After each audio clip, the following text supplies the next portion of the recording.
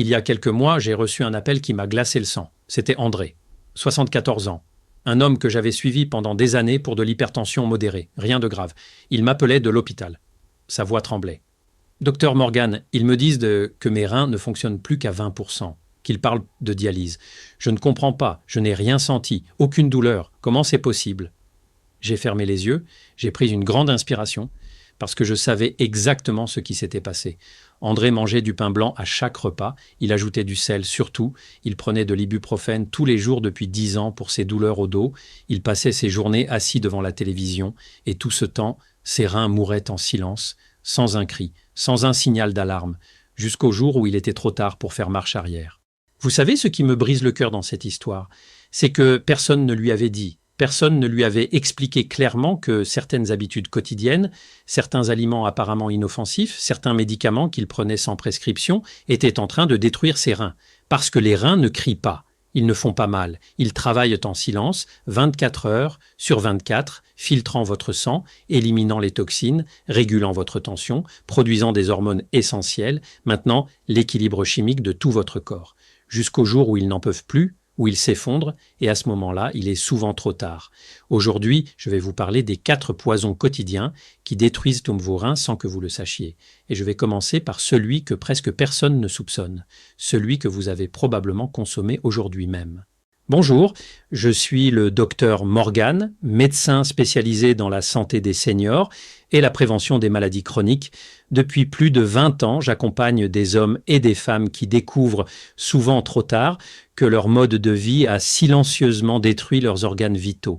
Et parmi tous les organes dont je m'occupe, les reins sont ceux qui me préoccupent le plus. Parce qu'ils sont discrets, parce qu'ils ne font pas de bruit, parce qu'on les oublie. On pense au cœur, au cerveau, aux poumons. Mais les reins, personne n'y pense, jusqu'au diagnostic d'insuffisance rénale, jusqu'à la dialyse, jusqu'à la greffe, et là, soudainement, tout le monde se souvient de leur existence. Mais c'est trop tard. Vous voulez savoir ce qui me met vraiment en colère dans ma pratique? C'est de voir des gens comme André arriver dans mon cabinet avec des lésions rénales irréversibles alors que tout aurait pu être évité. Parce que la maladie rénale chronique ne tombe pas du ciel, elle ne frappe pas au hasard, elle se construit jour après jour, repas après repas, pilule après pilule, pendant des années, et pendant tout ce temps, vos reins essaient de compenser, ils travaillent plus dur, ils filtrent tant qu'ils peuvent, ils sacrifient donc leur propre tissu pour maintenir votre équilibre vital, jusqu'à ce qu'il ne reste plus rien à sacrifier, jusqu'à ce que la structure s'effondre, et vous savez ce qui est le plus injuste dans tout ça, c'est que vous ne sentez rien. Aucune douleur, aucun signe, jusqu'à ce que vos chevilles gonflent, que votre fatigue devienne écrasante, que vos crampes vous réveillent la nuit. Et à ce moment-là, vos reins ne fonctionnent déjà plus qu'à 20 ou 30%. Laissez-moi vous expliquer pourquoi vos reins deviennent plus vulnérables avec l'âge. Parce que vieillir change tout. Vos reins, comme tous vos organes, vieillissent aussi. Leur capacité de filtration, ce que nous appelons en médecine le débit de filtration glomérulaire, diminue progressivement avec les années. C'est normal. C'est naturel. Environ 1% par an après 40 ans. Cela signifie qu'à 70 ans, vos reins ne filtrent plus aussi efficacement qu'à 30 ans. C'est comme un moteur qui a parcouru des centaines de milliers de kilomètres. Il fonctionne encore, mais pas avec la même puissance. Et maintenant, imaginez que vous mettiez dans ce moteur fatigué un carburant de mauvaise qualité, que vous le forciez à monter des côtes abruptes tous les jours, que vous ne changiez jamais l'huile. Que se passerait-il? Il s'userait beaucoup plus vite. Il tomberait en panne bien avant son heure. C'est exactement ce que nous faisons à nos reins. Pendant 50, 60, 70 ans, nous les exposons à des habitudes, des aliments, des substances qui semblaient inoffensifs dans notre jeunesse, mais qui, avec le temps, laissent des cicatrices, des micro-lésions, des inflammations, des dépôts, et ces dommages s'accumulent, lentement, invisiblement, jusqu'à ce que le système s'effondre. Et à cela s'ajoute un autre facteur crucial. Avec l'âge, le risque de développer de l'hypertension artérielle ou du diabète de type 2 augmente considérablement. Et ces deux maladies sont les principales causes d'insuffisance rénale dans le monde. L'hypertension frappe vos reins comme un marteau. La pression élevée détruit les petits vaisseaux sanguins qui composent vos filtres rénaux. Le diabète, lui, caramélise littéralement vos reins. Le sucre en excès dans votre sang détruit la structure délicate de vos néphrons, ces millions de petites unités de filtration qui font tout le travail. Alors maintenant, entrons dans le vif du sujet. Je vais vous révéler les 4 poisons quotidiens qui détruisent vos reins, et nous allons commencer par celui que presque personne ne considère comme un danger. Le poison numéro 4, l'immobilité, la stagnation qui étouffe vos reins. Vous vous dites peut-être, mais docteur, je ne mange pas l'immobilité, je ne la bois pas. Comment peut-elle être un poison? Justement, ce poison, ce n'est pas quelque chose que vous consommez, c'est quelque chose que vous ne faites pas. Bougez, passez de longues heures assis devant la télévision, l'ordinateur, le téléphone, réduit la vitalité de votre système circulatoire. Et vos reins dépendent absolument d'un flux sanguin constant et vigoureux pour fonctionner. Imaginez une rivière, quand l'eau coule avec force, elle entraîne les déchets, elle reste propre, elle oxygène tout sur son passage. Maintenant, imaginez une flaque d'eau stagnante, l'eau se salit, la boue s'accumule, les bactéries prolifèrent, tout devient toxique. C'est exactement ce qui se passe dans votre corps quand vous ne bougez pas. Quand vous marchez, quand vous montez des escaliers, quand vous jardinez, votre cœur pompe plus fort. Le sang circule avec puissance. Il atteint vos reins avec la force nécessaire pour pousser les déchets à travers les filtres. Mais quand vous restez assis pendant des heures, le sang ralentit. Il devient lourd, paresseux. Et vos reins peinent à faire leur travail. Pire encore, cette stagnation crée l'environnement parfait pour que les vrais ennemis apparaissent. L'obésité, l'hypertension, le diabète. Parce que le manque de mouvement déclenche une cascade de problèmes métaboliques. Quand vous êtes sédentaire, votre corps cesse d'utiliser correctement le glucose, vos cellules développent une résistance à l'insuline, le sucre s'accumule dans votre sang et avec le temps, le diabète s'installe. De plus, l'inactivité favorise la prise de poids. Chaque kilo supplémentaire, c'est une charge de plus pour vos reins. Ils doivent filtrer plus de sang, supporter une pression plus élevée, travailler au-delà de leur capacité et ils finissent par s'épuiser. Alors que faire? La solution est à la portée de tous. Vous n'avez pas besoin de devenir un athlète, vous n'avez pas besoin de courir des marathons, il suffit de rompre les longues périodes d'inactivité. Si vous passez beaucoup d'heures assis, levez-vous simplement toutes les heures, marchez un peu, étirez-vous, allez boire un verre d'eau. Ce simple geste réactive votre circulation et donne un répit à votre corps. L'étape suivante, c'est d'intégrer des marches quotidiennes. 10 minutes par jour suffisent pour commencer, puis augmenter progressivement.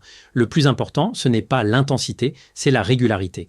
Marcher renforce votre cœur, aide à contrôler votre glycémie, améliore votre densité osseuse et surtout maintient un flux sanguin sain vers vos reins. Et si vous avez des difficultés à marcher, il existe des exercices simples que vous pouvez faire assis. Levez les jambes, tournez les chevilles, bougez les bras, tout compte. Rappelez-vous cette phrase, tout mouvement vaut mieux que pas de mouvement du tout. Chaque pas que vous faites, c'est un courant d'eau pur qui revitalise vos reins.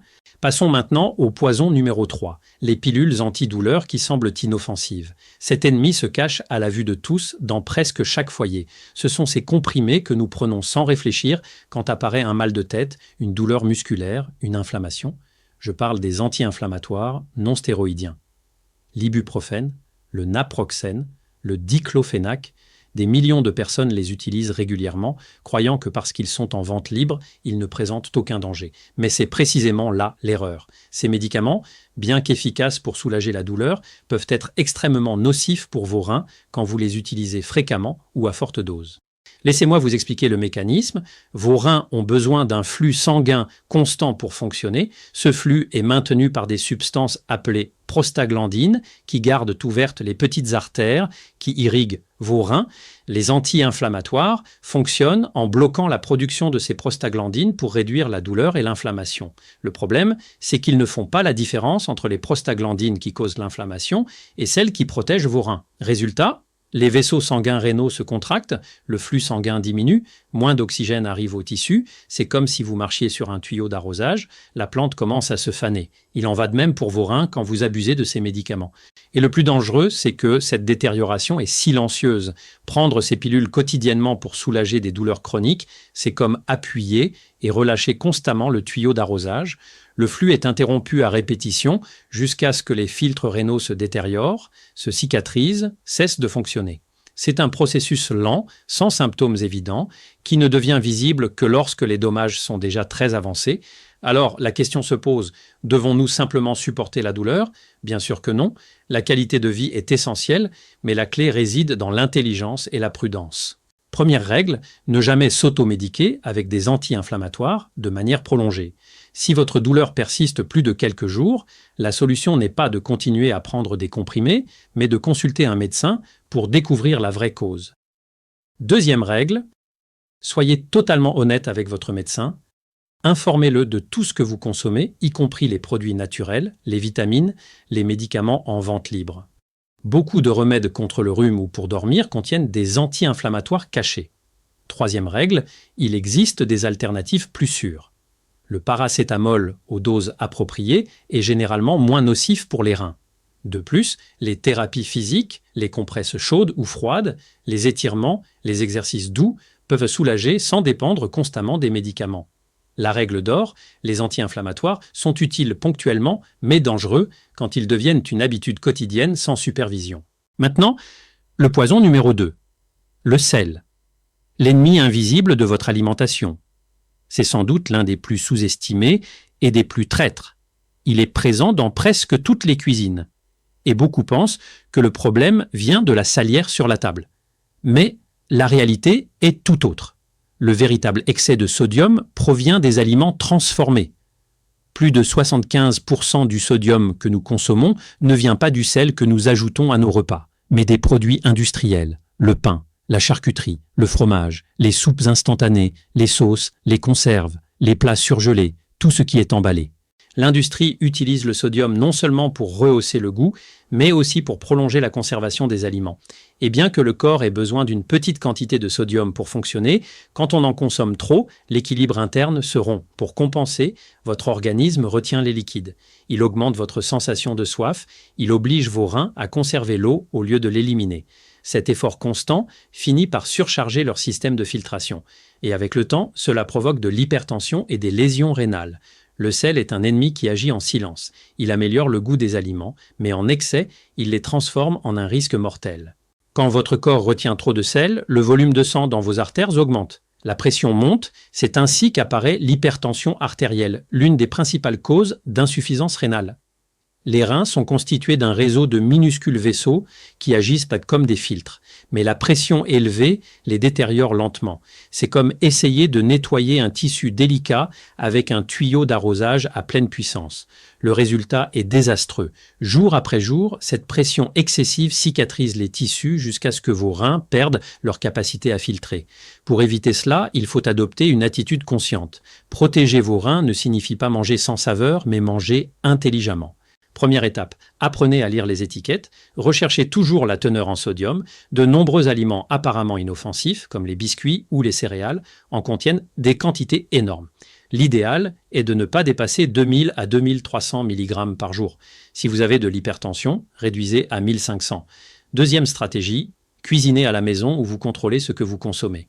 Profitez du pouvoir des herbes et des épices naturelles pour rehausser le goût sans ajouter de sel. L'ail, l'oignon, l'origan, le romarin, le curcuma, le cumin, le paprika sont d'excellents alliés. Le citron et le vinaigre apportent de la fraîcheur sans sodium. Même rincer les légumes en conserve sous l'eau peut éliminer une grande partie du sel ajouté. En peu de temps, votre palais s'habituera et vous redécouvrirez la vraie saveur des aliments. Et maintenant, nous arrivons au poison numéro 1, le plus destructeur, le plus sournois, le plus dangereux de tous, le sucre et les farines raffinées, ce duo doux mais mortel, ce binôme présent dans presque tous les produits transformés, des boissons gazeuses et desserts jusqu'au pain blanc et aux pâtes, il est responsable d'une grande partie des cas de diabète, la principale cause d'insuffisance rénale dans le monde. Le problème, c'est que votre organisme transforme rapidement les farines raffinées en sucre, provoquant un impact métabolique qui détruit les vaisseaux sanguins et les filtres rénaux. Le sucre n'attaque pas d'une seule manière. Il agit sur plusieurs fronts simultanément. Premier front, il déclenche le diabète de type 2. Chaque fois que vous consommez du sucre ou des farines raffinées, votre glycémie monte en flèche. Votre pancréas, essayant de compenser, libère de grandes quantités d'insuline, mais avec le temps, vos cellules cessent de répondre à ce signal. Le sucre s'accumule dans votre sang. Un état chronique d'hyperglycémie s'installe et quand cela se produit, vos filtres rénaux commencent à se détériorer. Ils se caramélisent littéralement. Ils perdent leur élasticité. Ils finissent par se détruire. Ce processus, qu'on appelle néphropathie diabétique, est l'une des voies les plus rapides vers la dialyse. Deuxième front, le sucre contribue au développement de l'hypertension. Pendant longtemps, on a cru que seul le sel était responsable de l'augmentation de la tension. Mais aujourd'hui, nous savons qu'un excès de sucre peut être tout aussi, voire plus nocif. Une alimentation riche en sucre augmente la pression sanguine. Donc même si vous contrôlez le sel, le sucre continue d'affecter silencieusement vos reins. Troisième front, l'inflammation chronique. Le sucre agit comme une étincelle constante qui entretient un feu intérieur, affectant les vaisseaux sanguins de tout votre corps, y compris ceux qui nourrissent vos reins.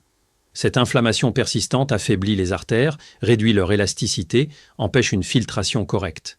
Quatrième front, l'accumulation de graisse. L'excès de sucre que votre corps n'utilise pas se transforme en graisse et s'accumule dans vos tissus. Avec le temps, cela entraîne une prise de poids, de l'obésité et souvent une stéatose hépatique, le foie gras. Cette dernière perturbe votre métabolisme et surcharge vos reins, les forçant à travailler au-delà de leur capacité. Ensemble, tous ces processus, diabète, hypertension, inflammation, obésité, forment un cercle vicieux qui détériore progressivement vos reins. Le rompre nécessite une prise de conscience, une réduction de la consommation de sucre et de farine raffinée et le choix d'une alimentation plus naturelle. Mais la bonne nouvelle, c'est que vous pouvez reprendre le contrôle. Tout commence par la connaissance et par des décisions conscientes. Première étape, comprenez que le sucre se cache sous de nombreux noms. Sirop de maïs à haute teneur en fructose, dextrose, saccharose, maltose, ce sont tous le même poison sous des noms différents. Deuxième étape, éliminez les sources les plus évidentes, les boissons sucrées, soda, jus industriels, thé glacé ne sont rien d'autre que du sucre liquide. Une seule canette peut contenir plus de 10 cuillères à café de sucre. Remplacez-les par de l'eau naturelle, de l'eau gazeuse avec du citron, des infusions sans sucre. Ce simple changement peut transformer votre santé. Troisième étape, méfiez-vous des produits allégés en graisse. L'industrie retire souvent la graisse mais ajoute du sucre pour conserver le goût. Choisissez les versions naturelles. Par exemple, un yaourt nature avec des fruits frais plutôt qu'un yaourt aromatisé. Quatrième étape, remplacez les farines blanches par des versions complètes authentiques. Pain complet, riz complet, avoine, pâte complète. Les fibres qu'elles contiennent aident à réguler l'absorption du sucre et à maintenir des niveaux de glucose stables. Cinquième étape, revenez à l'essentiel. La vraie nourriture, fruits, légumes, légumineuses, viande, poissons, œufs, fruits secs. Quand votre alimentation repose sur des aliments naturels, le sucre et les farines raffinées disparaissent presque automatiquement. Nous avons parcouru ensemble un chemin important. Nous avons levé le voile sur 4 poisons silencieux qui menacent la santé de vos reins. L'immobilité qui ralentit votre circulation, les anti-inflammatoires qui étouffent vos reins, le sel caché qui élève votre tension et le sucre et les farines raffinées qui lancent une attaque totale contre votre corps. Peut-être que vous vous sentez maintenant dépassé, mais mon but n'est pas de vous faire peur, c'est de vous donner du pouvoir. La vérité, même si elle dérange, est l'arme la plus puissante pour changer votre destin. La maladie rénale n'est pas une fatalité. Chacun de ces poisons est sous votre contrôle. C'est vous qui décidez si vous vous levez de votre chaise. C'est vous qui décidez si vous consultez un médecin avant de prendre des médicaments. C'est vous qui décidez si vous lisez les étiquettes avant d'acheter. C'est vous qui décidez si vous choisissez l'eau plutôt que les boissons sucrées. Il ne s'agit pas de tout faire d'un coup, il s'agit de faire un petit pas aujourd'hui, puis un autre demain. Chaque changement, aussi petit soit-il, est une victoire. Chaque marche, chaque repas préparé à la maison, chaque verre d'eau est une brique de plus dans le mur qui protège vos reins. Vous avez le pouvoir de changer votre histoire de santé. Je suis le docteur Morgan. Et je veux que vous sachiez une chose. Vos reins travaillent sans relâche pour vous à chaque seconde. Rendez-leur l'appareil par des décisions conscientes. Prenez soin de vos reins. Prenez soin de votre vie, avec sagesse, avec patience, avec détermination.